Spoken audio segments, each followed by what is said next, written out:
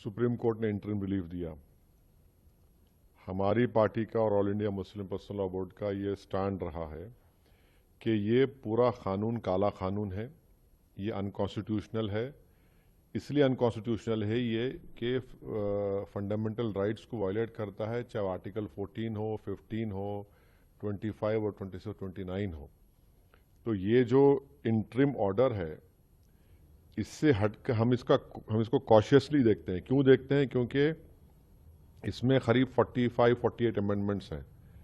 एक अमेंडमेंट ऐसा है कि अभी जब हम बात कर रहे हैं लिमिटेशन एक्ट अप्लाई हो रहा है, तो जितने लोग लैंड ग्रैबर्स हैं या एंक्रोचर्स हैं वो मालिक बन रहे हैं। और फिर वफ इवैक्यू प्रॉपर्टीज जो है वो ख़ास तौर से देश में पूरी जगह पर और पंजाब हरियाणा में बहुत है, वो अब गवर्नमेंट कस्टोडियन में चले जाएंगे, तो वक्फ बोर्ड से हम उसको लूज कर रहे हैं। तीसरा यह है कि सेक्शन 2 में जो ट्रस्ट एक्ट है, जो सुप्रीम कोर्ट ने जजमेंट में कहा था कि वो वक्फ की प्रॉपर्टी है, गवर्नमेंट ने सेक्शन 2 के जरिए पूरे ट्रस्ट को निकाल दिया वक्फ से। और इसका पहला फायदा होगा देश के सबसे बड़े दौलतमंद आदमी को, जिसने खोजा ऑर्फनेज पर अपना घर तामीर किया था, जिसका केस अभी सुप्रीम कोर्ट से है। तो सेक्शन 2 से उसको फायदा होगा। पूरे जो वक्फ जो ट्रस्ट है उसको ट्रस्ट है बोल के वक्फ से निकल जाएंगे। चौथा ये है कि ये 5 साल का प्रोविजन है। कौन तय करेगा कि 5 साल से प्रैक्टिसिंग मुसलमान है?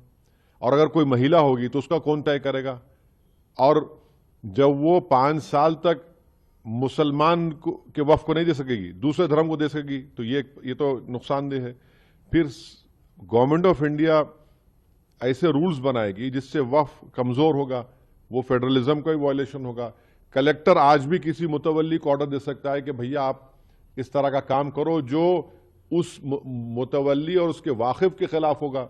अगर नहीं सुनेगा तो जेल को जाएगा। तो इसमें ऐसे कई प्रोविजंस है, सेक्शंस हैं जो वक्फ बोर्ड को खत्म कर रहे हैं। तो एक लीगल बैटल तो हमारी कंटिन्यू रहेगी, हमारा प्रोटेस्ट भी कंटिन्यू रहेगा, क्योंकि सवाल सिर्फ पूरे लॉ के खिलाफ हम लोग हैं। एचएन न्यूज के यूट्यूब चैनल को सब्सक्राइब करें और बेल आइकन को दबाना ना भूलें, ताकि आपको हर नई आने वाली वीडियो का नोटिफिकेशन बर वक्त मिल सके।